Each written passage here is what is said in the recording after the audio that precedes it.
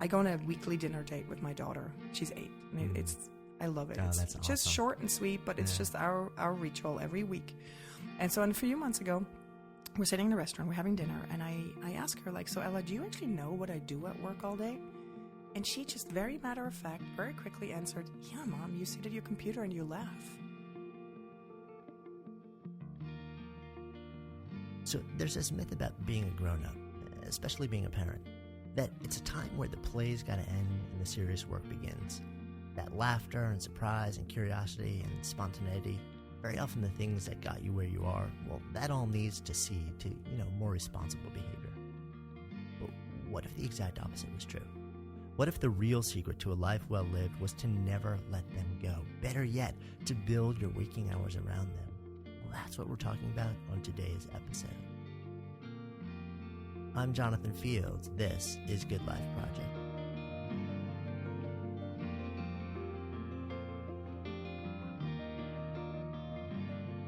My guest today is Tina Roth Eisenberg.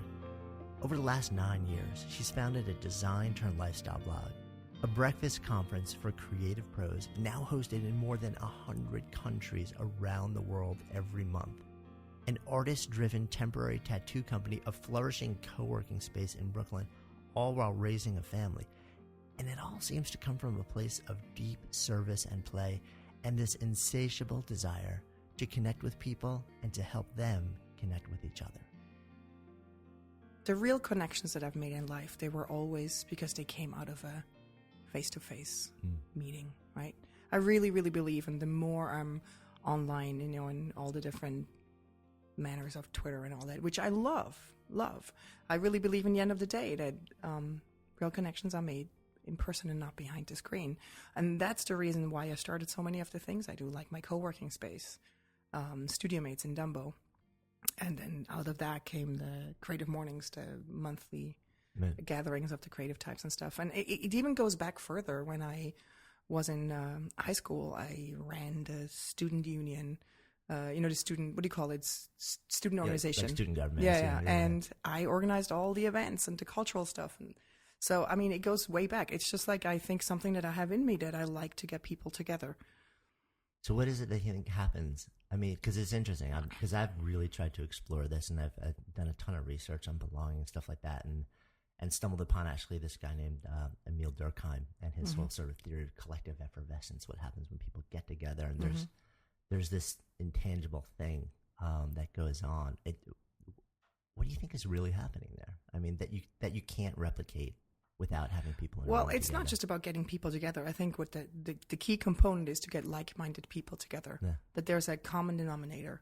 And just for example, Creative Mornings, we had our first ever summit where we invited all the organizers from around the world in one room. It's so funny. Like, I started Creative Mornings because I believe in getting people together, but then here we are 6 years in and we've never got the organizers together. And there's over 100 chapters now. And what happened was completely magical. This was like a week and a half ago. And you can talk to my team. Like, we all start tearing up when we think back of these 2 days. It's that there was such an incredible understanding and kindness and sort of just like-minded. We all had common ground. We all knew what it means to organize Creative Mornings. And we all sort of have the same belief system, the same values. You could just tell that, you could feel it in the room. And I'm not someone to speak about world peace, to be honest. I'm in the end of the day, while I'm an optimist, I'm also a little bit cynical sometimes. But these 2 days was the first time ever in my life where at one point I looked at our chief happiness officer, Sally, and said, Sally, look at this room. This is the first time ever I could imagine there's such a thing as world peace if we just keep growing these communities that really, there's just such an amount of respect for each other in the room and the kindness that just really makes you feel so confident and comfortable, and just allows you to be who you are. And I think that's the beauty. It's like the finding your like-minded group that makes you a better person at the end of the day. Yeah. No, like we were just talking, I just came off an experience where there was something so similar going on. And I wonder, one of the things that I was wondering is when you leave something like that, and I'm curious whether this was going through your mind at all, you walk out and you're like, okay, these were 2 stunning days where, like, whatever expectation I had, it was just blown away. Can I do this again? or was that like a one-off? Like, is this, how do you do it again? How do you build on that? How do you make it bigger? How do you take that ripple and actually take that ethic and that respect for humanity and that deep, deep, deep sense of belonging and connection and shared aspirations and values and beliefs, and scale it to a level of impact where you're really making a substantial difference in a lot of people's lives? Can you do it, or do you lose that at some point? I absolutely believe that you can do it. Like, if I just see we have a Facebook group with all the organizers, and if you just read what's going on there right now, these people went back, these organizers, and they are just so like filled up with these 2 days that they are so motivated to make a change and make it even better and take it to the next level. And actually think these events, like, like you had, they're important to actually sort of refill our tanks and totally with agree. The confidence, and sort of making me realize, no, what we're doing is important, and this is really, really good. So I think like every 2-3 years, we're going to have one of these events where it's just like, it really shows us again that what we're doing is really important for our communities. You're doing it there's lots of small pockets of communities. It doesn't just have to be my organization. I feel like we all have to just find our groups where we feel safe, and we feel like the people around us, they make us better by pushing ourselves to be better, or just set our goals a bit higher, or just maybe set our standards for our work a bit higher, or whatever it is, right? Yeah, no, I totally agree. And I think what's also happening, and I wonder what your thoughts are on this, is that I have this sense that there's a growing, what I would call a belonging crisis. That, all of the places that we used to look to for this sense of belonging that we have to satisfy, it's a deep human need, they're kind of crumbling. Or we're not finding that sense there anymore. A lot of people are abandoning faith at a really rapid pace these days. They consider themselves spiritual, but not faith-based or religious-based. Employment used to create a really strong sense of belonging, but a lot of people don't feel that anymore. Local groups, there are a lot of things, and I think people are wandering around and feeling a sense of unease, pain, anxiety. But at the same time, in the time of like the internet, it's never been easier to actually find that group that you connect with. Right. So here's an interesting question. Do you think that is an adequate fix?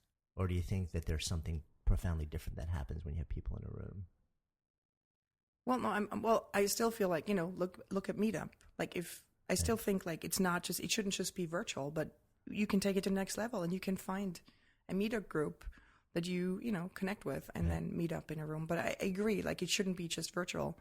But I actually think there's also something to be said that there's probably a lot of people that live maybe in more remote areas that finally find people that they can connect with on a level, that they would not have been able years ago. So there's a beauty in both sides. Yeah, I totally agree. And which is interesting, because I'll read something which kind of lionizes the internet for creating, this false connection, which keeps people from making the real connection. I'm like, I can see there's an argument for some people, but to make a blanket statement like that, because of exactly what you just shared, there are a lot of people in places in the world where their people aren't in their village, so if they can find a connection with those people through the ether on some level, that must make their life so much better, right? It's there. got to, right? Yeah. It's got to really be some kind of game changer, or flatten the world for them to a certain extent. Say, okay, I'm not alone.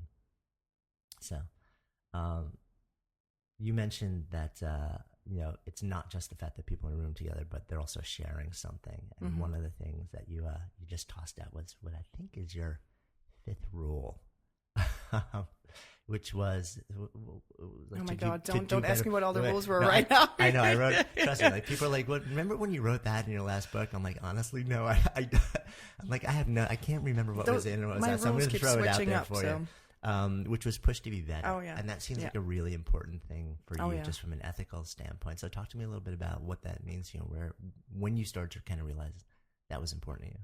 Well, I guess the way I was raised, it was always, I was raised in a somewhat spiritual environment, and not in a, like, very faith-based. But, like, I kind of grew up in the Sedona, the equivalent of Sedona of Switzerland, right? Yeah. I had no idea there was like a Sedona version of Switzerland. Yeah, that's great. And so I think I've been raised very open-minded in, a lot of like quirky things and stuff. And my parents were both entrepreneurial, and they really instilled this thing in me to say, like, always try to go to the next level. Always try to push better.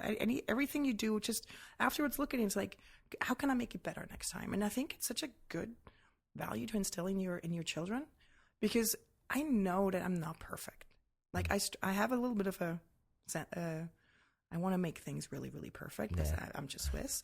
But at the end of the day, I know I'm not. And I know I'm human. And so with my teams, I often bring this up with my teams. I was like, all right, we might not have like really nailed this one, but how can we make it better next time? Or also just on a human level.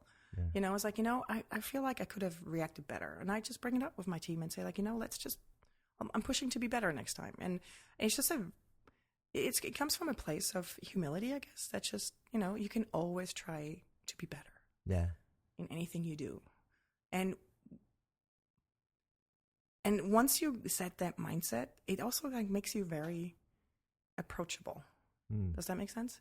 In terms of, because you own the fact that you're on the path? Or I'm the first one to say, like, hey guys, I don't know what the answer is here. I have never done this. And also making people feel safe around you, just say, like, I don't know the answer, and let's figure it out together. And I think this all kind of plays together. And also, I'm as a person that is leading teams now, I've never done this before. I didn't go to school to be a perfect boss, but all I keep telling my employees and also my children, because I feel like there's a lot of similarities of starting businesses and running a family. I know, on so many he levels. said, I just tell them, like, listen, I promise you that I am trying to be the best person I can be, and sometimes I make mistakes, and I will say, I'm sorry. And I think that is like just when you run a company like that, people feel safe, and they're also feel safe to come to you and say, like, hey, I messed up, and it's all about feeling appreciated and safe in the environment you work in. Yeah. So it's not just about pushing to be better. It's that ethic of, like, okay, let's just make this, the best that we can. But at the same time, it's like you said, there's a level of humility around it that, look, that we're all human, and part of that push to be better is making mistakes and trying new things, and sometimes stuff works and sometimes doesn't. But I feel like the workplace, especially in New York, that is so competitive. Yeah. I don't think this is a notion that is very embraced, and it kind of pains me a bit, to see. Don't just pretend to be all tough and rough, and just. I'm really, really hoping that the work environment becomes has a bit more heart. As a bit more, like you see a lot of people go to work and sort of put on a different persona than they are at home. Yeah. I don't believe in that. I believe you need to be that person that you are at home or at work, and it comes back to feeling safe, and feeling. I mean, is that what you think is what drives it? Yeah, people, I think so. They don't feel safe, so you feel like you have to wrap yourself in this. That's veneer. what I think it is. I mean, I've been in environments where I was constantly like scared, like, I came in 5 minutes late. Oh my God, what's going to happen? Or like. And how brutal is it to show up in a place like that every day of your life? That's not a life. I can't. And also, you're not able to do your best work. That's the icing on the cake is, like, if you have an environment like that, people will not do their best work. Right. Yeah, that was one of the big awakenings, actually, when I started doing a whole bunch of research between the relationship between anxiety and fear and creativity. And there's actually strong research that there's an inverse relationship between anxiety and creativity. When you're anxious, when you're stressed, your creative capacity literally craters. Yeah. And which is so interesting, because so many people will create a work culture that is all based on ramped anxiety and fear and crazy demands, and then say, we need more, better, faster, harder. You're not giving us what we need. Not realizing they're actually destroying the capacity of the people that they want to innovate, to actually do that.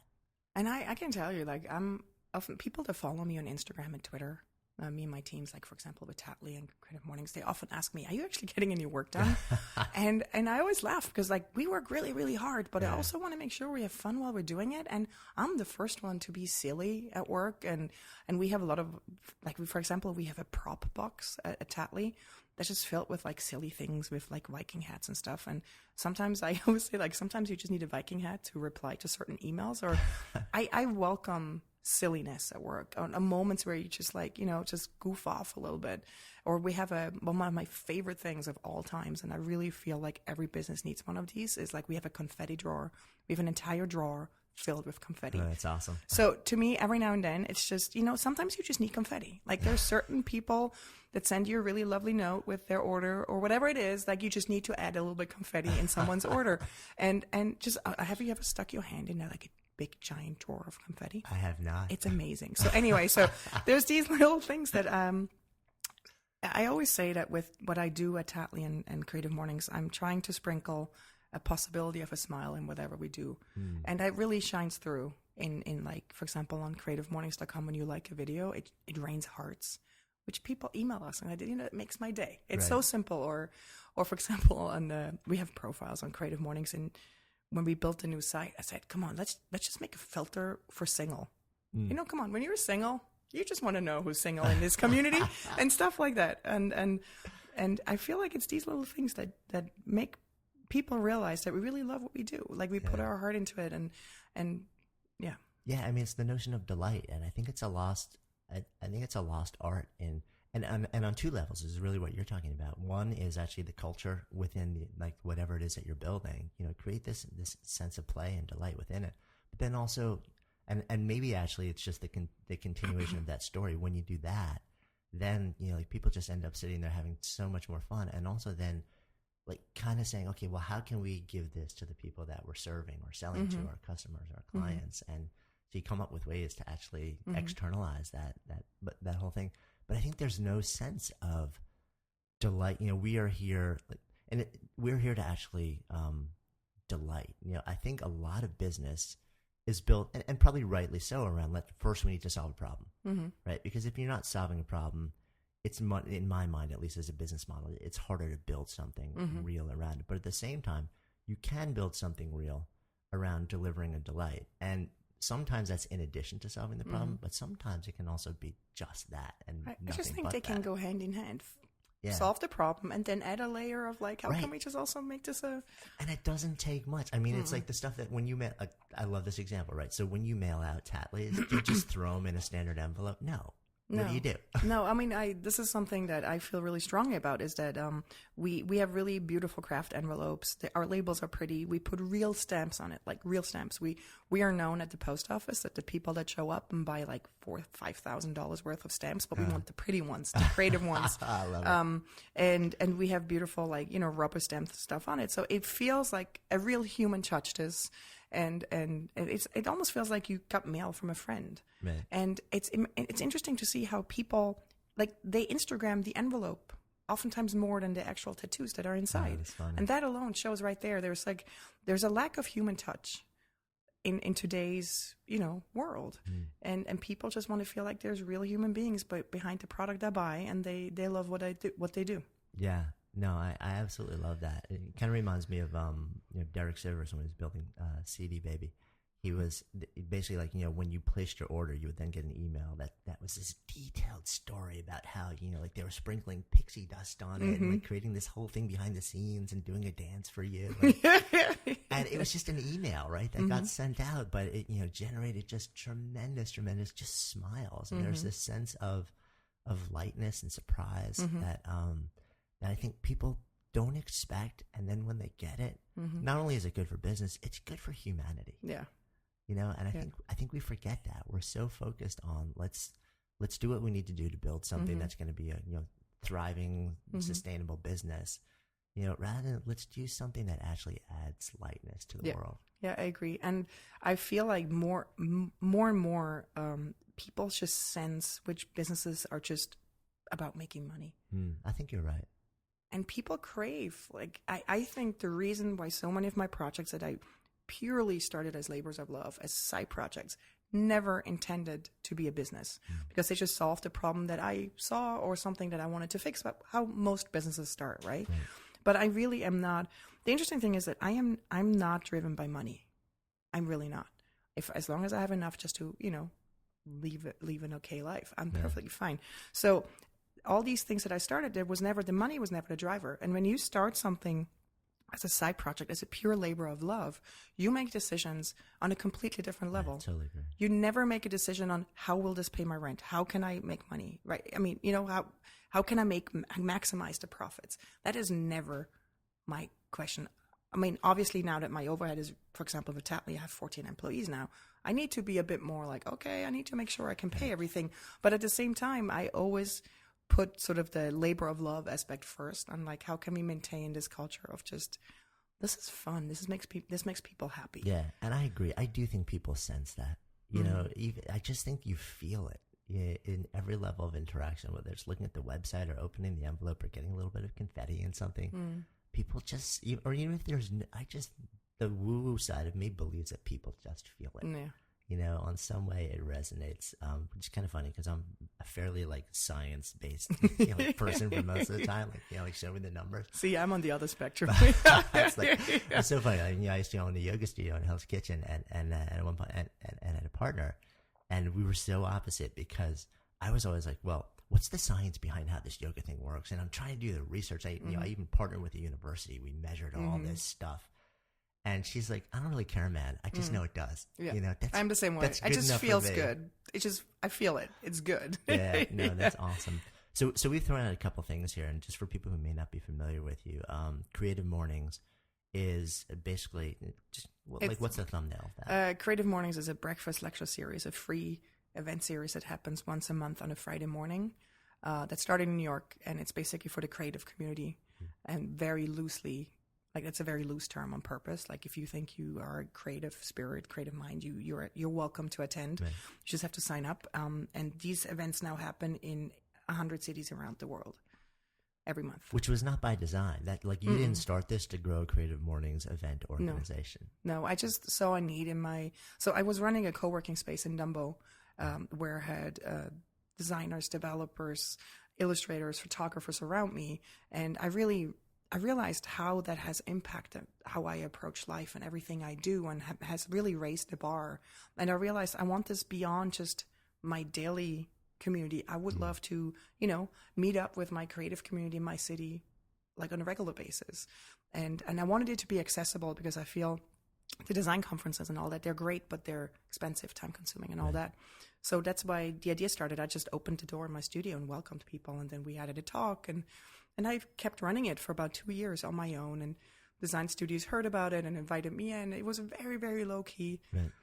It's also interesting when you take the money component out, nobody has big expectations. It's like, if the coffee wasn't that good one morning, it's fine. It doesn't matter. It's really interesting when you take the money component out, how everything changes. Yeah. And now we have run events here in New York that are like 500 people big, and we have names like Seth Godin that come speak, which is really wonderful. And people come and they leave and they look at us like, hey, this feels like a gift. This is weird, So it's beautiful. And then after 2 years, people started asking me from around the world if they can start the chapter. That was one of these moments where I had to really take a deep breath and say, like, wow, can I let this go? Right. Can I? And I realized there's not much I can lose in the end of the day. And we've since figured out, we're 6 years old now. We've since figured out how to find the perfect host. Because they're very independent. Once we give them the green light of being the host of their city, we give them access to all the tools and all the backends they need, and then they run on their own.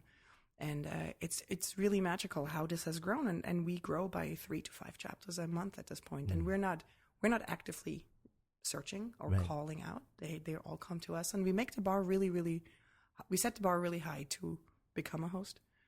But once you're in, we trust you, and then. So when you say, there was this moment where, can I let this go? What's the this that you're talking about? Like, what's the deeper thing that you're struggling with? As I said, these things that I start, they're very dear to my heart. They represent, like, Creative Mornings was sort of like represented a lot of the values I have, or the way I want to approach life, and, you create a baby, like it's a brand. It has very clear, like, I was very clear to me that if I let someone else run this in other cities where I can, control it, I need to be very, very clear on what are the basic structure that this needs to be. Like, it needs to be free. It needs to be on a Friday morning. because it's very cute. Like some European countries, they're so adorable. Like Spain and Italy, they were like, hey, we want to run this, but can we do it in the evening? Because they're not morning people. And I'm like, no, it's called Creative Mornings. You're adorable. And then we slowly but surely convinced them, like, no, it's cool. There's a reason why this is in the morning. Yeah, so I had to be very, very, like, I sort of had to boil it down. I was like, these are the 3-4 things that you just need to accept, and you can change them. But then keep it loose enough that, because it's very creative types that run these things, that they can still put their own stamp on it. Right. And it's interesting, like we watch them from afar. We see their videos go up on our site. We see their photos go up, and they kind of push us to be better. So what we call, for example, flair, like the love they pour into their events. All of a sudden we're like, man, they have big giant signs. They have like, custom cupcakes for the event. So is there like a competition? Yeah, no, it actually really, it becomes a competition, and we learn from each other. So for example, in Toronto, they did these 30-second pitches to get the community more involved. We adopted that. So here in New York now, you can apply to say, hey, I want to pitch something for 30 seconds before the speaker comes on. It can be anything. You have a new website, you're a photographer, you need a roommate, like whatever it is. And so we want to just shine the light a bit on the community members. And so we learn from the other chapters, and it's like this evolving, growing, beautiful thing. Yeah. I think so many people would have, like, there is that moment where you're like, okay, this has legs, and this can have a lot of impact, and this can be amazing. It can grow large in the world, but I've got there are two possibilities here. I can own it and control the growth, or I can create a clear enough ethic and set of guidelines that I feel like anyone who raises their hand and then we say, okay, we really believe that you're gonna, that then just go and do. But they made it all so much better. If I've learned one thing, by letting go, you make things, trusting. Like, I'm sure you have moments in your life when somebody put a lot of trust in you. There's no bigger compliment in life than when somebody trusts you and believes in you can do this, right? And I think that's what happened with Creative Mornings. By trusting these people with my personal labor of love, it has completely, like, it has created magic, because they didn't want to disappoint me and my team now here. And they, when you trust someone, they're very likely not going to disappoint you. Granted, you need to pick good people, right? But if I've learned one thing, is that by trusting, letting go, Creative Mornings has turned into something so much better, so much bigger than I personally could have ever dreamed of. But I admit, there were moments where I looked at my, Kevin, who came on when we were only 3 chapters. He came on part-time to help me grow this. And there were moments where we saw other chapters doing things where I had to take a really deep breath, because it wasn't really what I believed in. And then we had sometimes conversations, is this going too far? Is this cool? And we really had to learn over the years just to let go. And it's okay. As long as they still, the foundation is, they're like not touching that. They cannot start charging for it, or can move it to night events. And it's okay. Yeah. It's totally okay. That's amazing. So Creative Mornings is one of the big rocks in your sort of ecosystem these days. The others, as you guys can't see it, but as we're sitting here, I'm across from Tina, looking at her arms, and they're slathered with all sorts of like amazing temporary tattoos, and these are not your average temporary tattoos. So one of the things you were talking about is this thing called Tattly. Yeah. So for those who aren't familiar with what that is, take us inside a little bit. Where did it come from, and what is it? So Tattly is a temporary tattoo company that I started 3 years ago, out of a personal rule that I have, that if I keep complaining about something over and over, I have 2 options, that I can either do something about it or let it go. And so about 3.5 years ago, my daughter, who's now 8, came home from another birthday party, and, you get goodie bags with, crappy temporary tattoos in them. And she asked me to apply them. And it was one of these moments again, where yet again, they were a complete insult to my Swiss aesthetics. They were badly produced, badly designed, and they really bugged me. And I was like, here I am, a designer, and my daughter wears really ugly temporary tattoos. And I realized that moment, wait a second, Tina, you're a web designer, so I can build an e-commerce site, design it, make it cool without a problem. I have such an incredible network of illustrators and artists, and that I've celebrated for years on my blog, that I knew if I reach out to them, they would probably design something for me. So that night, I researched a bit what it takes to make temporary tattoos. I emailed a few of my friends, and literally the next day, I had designs in my inbox, not realizing that actually designing for skin, it's like a new canvas. A lot of my friends were thrilled about that. Oh, that's so interesting. And so about 2 months later, fast forward, I just, as a joke and just for fun, we launched with 16 designs. We launched Tatley.com. And I wrote about him on my blog, Swissness. And the first day we had like 150 orders, which was... Did you expect that? Magical. Like, I mean, the internet, can we just talk about how amazing the internet is?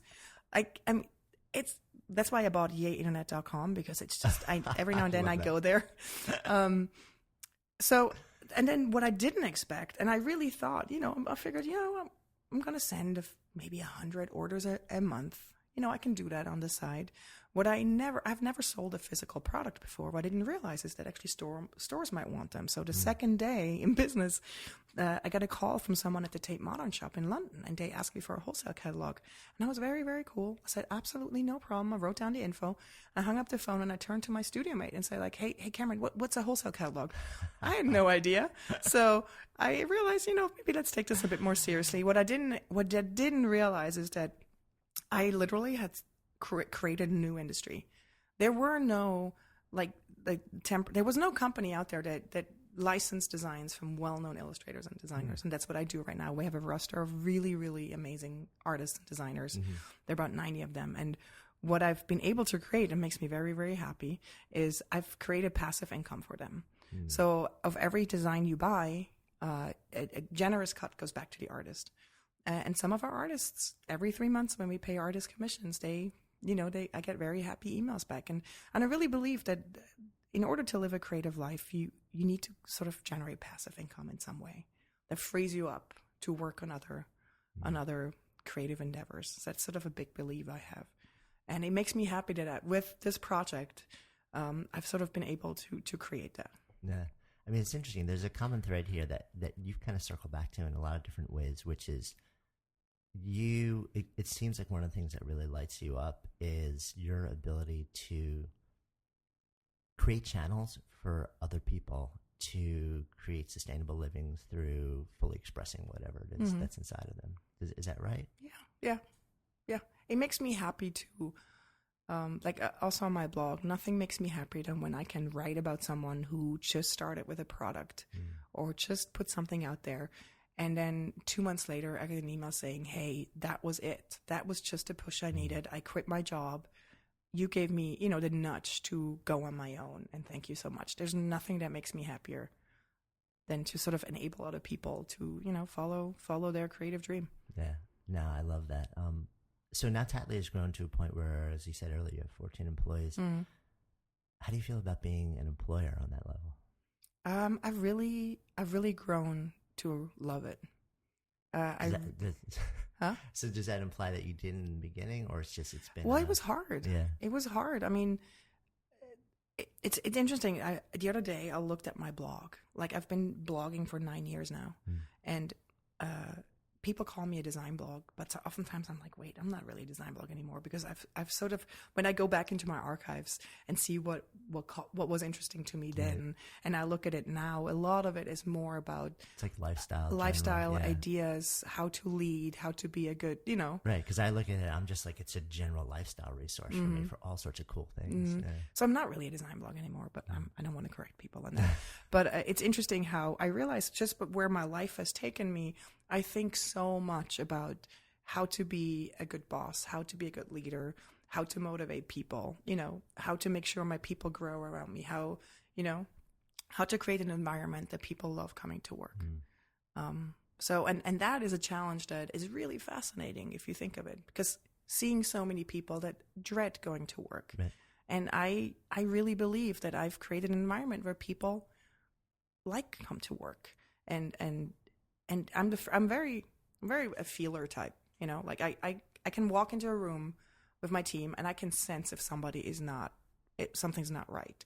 And they always joke about that, because I can just see it a mile away. I don't know what it is, but I can just sense it.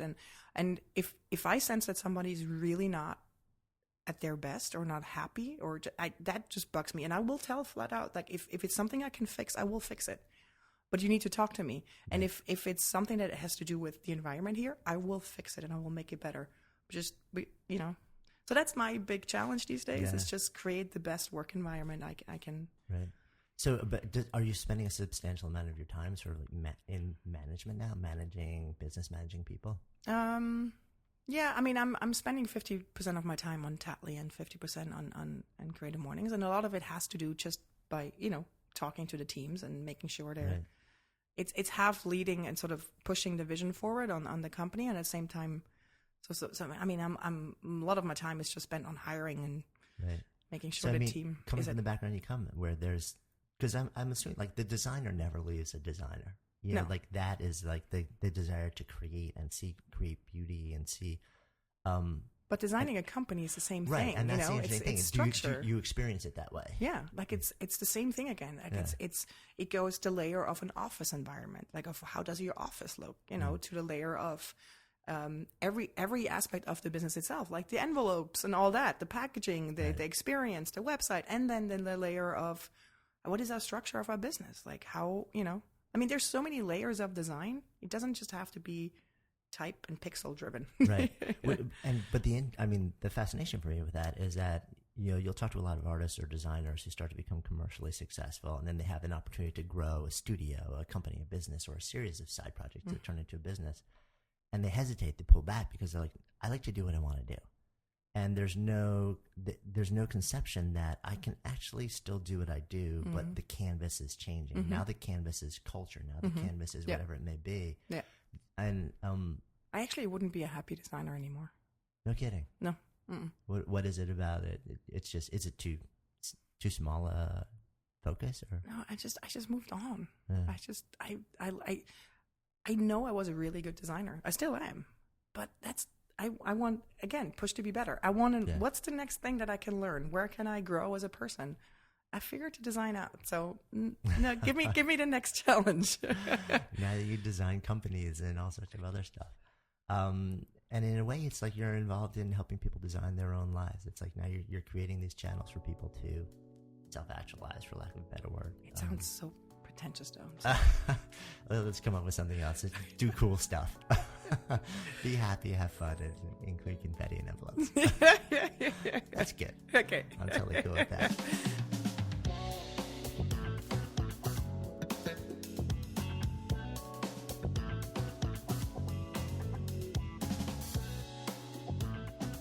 I've always believed that being a parent and growing a business, they're so close. There's so much overlap, so many different levels. So you're an entrepreneur and you're a parent. Talk to me about your experience of the intersection. Well, I not only do I have kids and I run businesses, I started them at the same time. So it is really complete parallel lives. I started my design studio when my daughter was born, which is insane. But it was really, when I got pregnant, I really took inventory of my life. And I was like, I need to really do the things I dream of. Like, I have to be a role model to this little nugget that I'm creating here, right? So I started design studio when my daughter was born. And and it's interestingly enough, like when my son was born, I sort of went through the same, like when I was pregnant, through the same sort of inventory phase, like looking at my life. And I was like, I really don't want to have clients. I realized I'm not made for clients. I'm just not made for the service industry.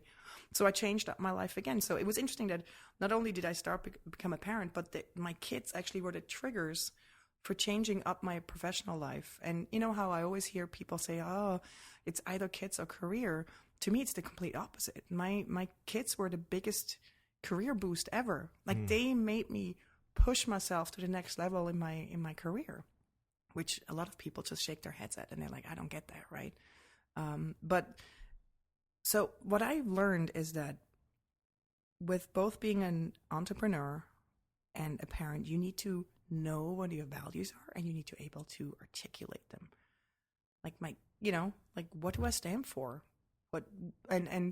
And they go hand in hand. To me, they're the same at home as they are at work. Yeah, totally. So it's actually very efficient. Yeah, although, I mean, there's knowing what your values are, articulating them, and then there's living them. And I think for a lot of people, there's a disconnect there. It's the old, and we see this, like we both know this as a parent, like it doesn't matter what you tell your kid. It matters what they see you modeling. But so if you're like, brush your teeth or exercise every day or whatever it is, and you're not doing it, they're like, really, mom? Really, dad? Like, because I'm looking at you. Yeah. I must say, I had one of my, and I think any parent probably can relate to this out there. You don't know how much of the things you say and teach them really sinks in, right? Yeah. And I had one of these complete parental win moments a few months back. I go on a weekly dinner date with my daughter. She's 8. And I love it. Oh, it's that's just awesome. short and sweet, but it's just our ritual every week. And so a few months ago, we're sitting in a restaurant, we're having dinner, and I ask her, like, so Ella, do you actually know what I do at work all day? And she just very matter of fact, very quickly answered, yeah, Mom, you sit at your computer and you laugh. And it just hit me. Like, to her, there was no question about it. That's what I do. I sit at my computer and I laugh. And then I took a moment and then I was like, wait, you mean as in I like what I do? And she got a little bit annoyed and she goes, Mom, yeah, come on. Isn't that the point? And that moment right there, the fact that she's 8 and I was able to instill in her that, like, you should like what you do. You should like going to work. You should be happy at work. That to me was like, okay, this parenting thing, it is working. You're like, nailed it. Granted, I might be screwing her up on other levels, but at least like that one side. I got down. Raising kids in New York, we have the therapy fund. Yeah. It's like slowly building on the side for it's going to be accessed one day. Yeah, so that made me so happy. That's amazing. What just an awesome moment, you know? And I mean, I think it's so important too to be that model, and also to have them see you live as one person in both lives, and also I guess to, you know, expose your kids to the way that you contribute to the world and the way that you choose to earn a living. Are we fortunate? Have we made deliberate choices? That we're both entrepreneurs. We're very deliberately creating the way that we do these things. Like you, I bring my daughter into, you know, almost everything that we do. She knows a lot of the people. She knows our whole team. I do that very purposely as well. I do it as well because I want her to see, and I want her to see so many things. I want her to see how much joy, how much connection. I also want her to see that we try things and fail. Because it's really important for a kid to see, and I think we shield kids from that so much. No, it's important. And another example of, like, I think you do the same is the other day I realized, you know, what were the moments in my life as a kid growing up in Switzerland that I really, like, you know, cherish. And I remember that my parents had a lot of dinner parties with a lot of interesting conversation. And even though I was a little kid, you know, you don't sit there necessarily, but you just soak it in. You see the people that come through the door. So a few months ago, I very purposely started having at least one big dinner party at my house. And, you know, I was just looking back at the interesting people that came through our door. A lot of them obviously are like the maker type. So I can always sit down with my daughter beforehand and sort of show her. Like, I always tell her, like, hey, tomorrow night there's so-and-so coming or so-and-so. And I show them what they do or if they've created something. And I do that just so that she has context, right? And then seeing her interact with the people. And they take her totally seriously. They chat with her. You know, she's 8, but I can sense that she feels like they're, you know, they're taking her seriously. So after a few of these dinner parties, because it's taking away from us, my husband and I, like, you know, paying attention to the kids. Right. I just asked her, I was like, Ella, do you like these dinner parties? You can tell me if you don't. And she looked at me and she was like, came out of her gut. She goes, Mom, I love them. And it's like these moments where I realize, awesome. Like, as a parent, you can show your kids this world. You know, you can expose them to people and thinking and conversations. And the same thing, I feel the same way about my employees as well. Like, my business, Tatley and Creative Mornings, are built into the co-working space Studio Mates, where we have some of the, smartest and most talented designers, developers, photographers, illustrators, you name it. And we have, like, so many interesting people come through the door, and we have so many, oftentimes we invite them for lunch, and just exposing, like, yourself to interesting people and people who do interesting stuff, you sort of get inspired and raise your bar higher. Yeah, no, I totally agree.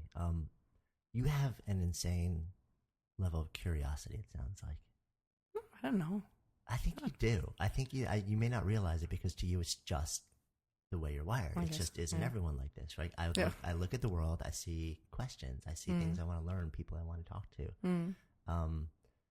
But I actually think that's unusual. Really? I don't know. I think because I probably, you and I probably have really similar lens on that way. I'm constantly like, what can I learn? Who can I talk to? How can I, you know, and, But the more I talk to a lot of people, and I think you and I probably tend to also surround ourselves with a lot of people who are in the creative space, the maker space, the entrepreneurial space, where they have that also. But when I think if you look outside of that bubble, which is the vast majority of folks, I don't see a huge amount of curiosity in the world. And maybe it's just me. I'm curious if you agree or disagree, but I think I'm not surrounded by people that are not curious. Right. And, might be the case. I don't know. But one of my questions has really become, because I see curiosity as a huge driver of so much, is that something where you either have it or you don't, or is it, and if you're just not curious on some level, can you actually teach curiosity? And again, as a parent, this is a big question for me too. Push to be better is also about curious, right? You need to be right, or just maybe that's something you can teach a kid, just to continuously like asking yourselves questions about the world. I don't know. Yeah, no, it's something. It's a curiosity of mine. Yep. But yeah, a rabbit hole I haven't gone all that deep into. But it does. Now you're going to make me think about this. I know. It's like, what? In a few weeks, I'm going to email me like, Jonathan, I have an answer. Got it. Here it is. Boom. Let's come back. We'll record 5 more minutes. So, Tatley, Creative Mornings, used to work with design clients, not anymore. Studio mates, mom, married. Such a rich life, contributing in so many different ways. What are the through lines with everything for you that you feel like, okay, when I experience this, I feel lit up? Oh man, that's a good question. Like you're going into the deep core right now, huh? I don't know. You probably know better than I do. See, I have a really hard time sometimes. Like whenever I give a talk, I really feel like I'm scraping the barrel of my soul, because I am such a feeler and not. I have a really hard time sometimes articulating. I don't know if you have that too. Oftentimes, you have a conversation with someone who sort of says, I really feel about your work is X, Y, Z, and you go, "Thank you for giving me those words right now." Yeah, I'm very much like you on that level, actually. And some people it becomes really easy to them to like articulate what they believe in or whatever, and I have a really hard time. So to be honest, the essence of it's probably somewhere in the realm of surrounding myself with beautiful, creative energy, and at the same time connecting people. I guess it must be somewhere right there. Yeah. But there's probably a way more eloquent way to say that. Well, Seth probably could do it in a heartbeat. Seth just like, boom, here's your word, go. We love you, Seth. Yeah, I mean, it's funny. Like the word, as we're talking here, the word that just keeps coming into my head is a word that we kind of had a short conversation around which is delight. Mm-hmm. I feel it's so overused now. A lot of big companies. And I agree. And I totally, because I think it's becoming a really big buzzword in terms of like, this is what we need to build into what we're doing. Mm-hmm. But when you go into the deeper, like, what is that really about? Serving people on a level that just gives them a full body smile that they weren't expecting to have. Well, it's like surprising people with an extra layer of love. Put a little bit of heart in your products and your services, and I think you just said it, actually. Surprising people with an extra layer of love. Yeah, good. Thank you. I'll use that. It was you. So I've loved this. We could go on for a long time, but I want to come full circle here. So the name of this is Good Life Project. So if I offer that term out to you, to live a good life, comes out. I'm doing it right now. I'm living an absolutely fantastic life in that I love going to work. I love the people I work with. I have a healthy family. I have an incredibly supportive husband. I can create and build companies and create my life is colorful and full and interesting and full of really good people. Very lucky. Thank you. You're welcome. Thanks for having me. Hey, thanks so much for listening to Good Life Project. If you enjoyed this episode, what would be really cool? If you jumped over to iTunes to maybe share a quick review. It helps us get the word out to more people and make a bigger difference in the world. And hey, while you're there, why not subscribe? It's just a quick click and it's totally free, and you'll never miss an episode. And if you'd love to know a little bit more about how we can maybe help you live your own best life, check out our upcoming events and courses at goodlifeproject.com.